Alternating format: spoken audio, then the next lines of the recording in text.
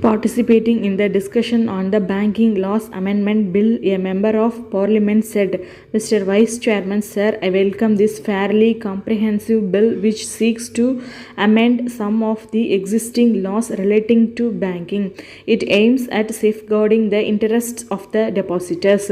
At the same time, it takes cognizance of the legitimate interest of the trade, commerce and industry. Therefore, I am quite sure that this bill, when it takes the shape of law, would lead to the functioning of the nationalized banks on a more sound footing and would enable them to discharge their responsibilities towards the development of the country more effectively.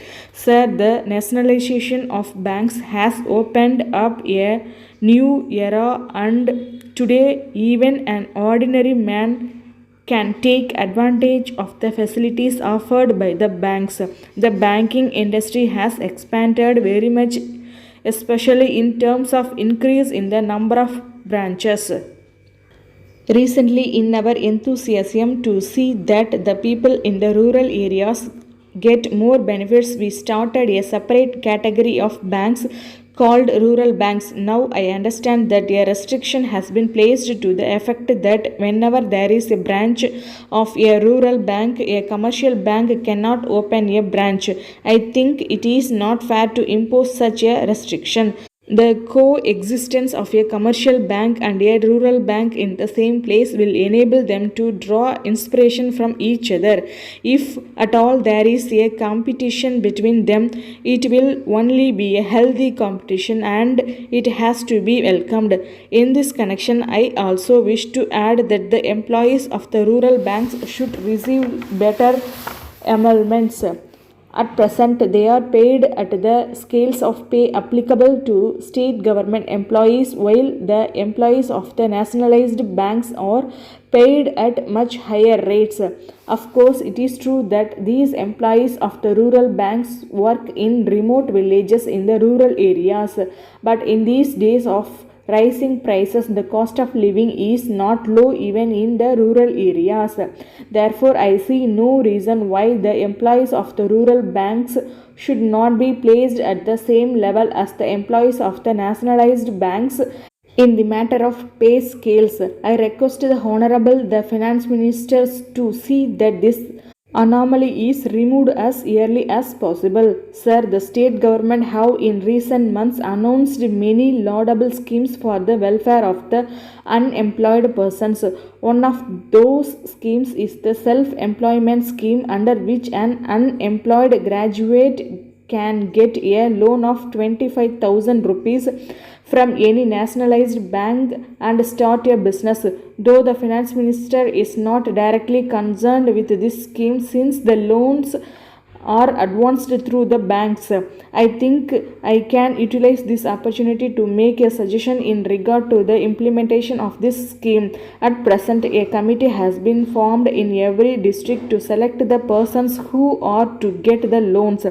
In the present arrangement, only officials are members of that committee, though I have nothing to say against those officials. I have my own doubt whether all the applicants selected by them are really deserving persons. I personally feel that it would be better to involve the members of the parliament also in the working of the district committees constituted for this purpose. However, I leave it to the government to look into the matter and effect changes in the system to the extent necessary. Sir, the provision made by the government for the appointment of non-officials on the board of directors of all nationalized banks is, in my opinion, a step in the right direction. Though the board of directors may make the right decisions at the top level, it is really the officers and the other employees in the various branches who have to implement those decisions faithfully at the field of level. If they are to discharge their duties properly and also rise up to the expectations of the general public, a sense of commitment should be inculcated in them. For this purpose, I would suggest that every person who is recruited to serve in a bank should be made to go through a training program and equip himself to meet the new social needs. The program should be a comprehensive one and it should be so drawn up that it is in tune with our social and economic objectives. While on this subject, I would like to make another suggestion for making recruitment to all the nationalized banks. We now have a common banking service recruitment board. This board calls for applicants by making advertisements in the newspapers.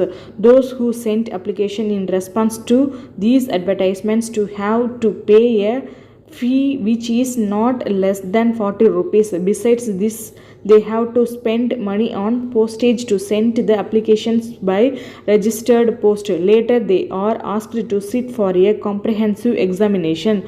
Most of the candidates have to travel long distances to reach the centers where the examination is held.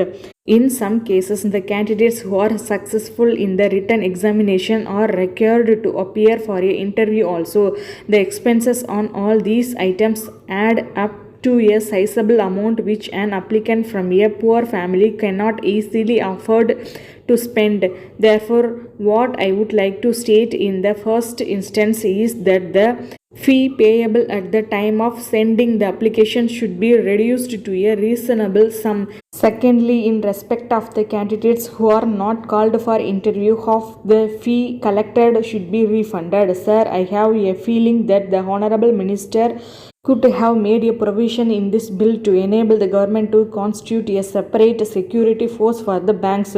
Quite very recently, a large number of dacoities have been placed in banks in the capital city itself. Therefore, this is high time that a statutory provision is made for the formation of security force for banks on the lines of the industrial security force which was formed a few years ago to take care of the security aspect of the public sector undertakings. With these words, I support this amending bill. Thank you.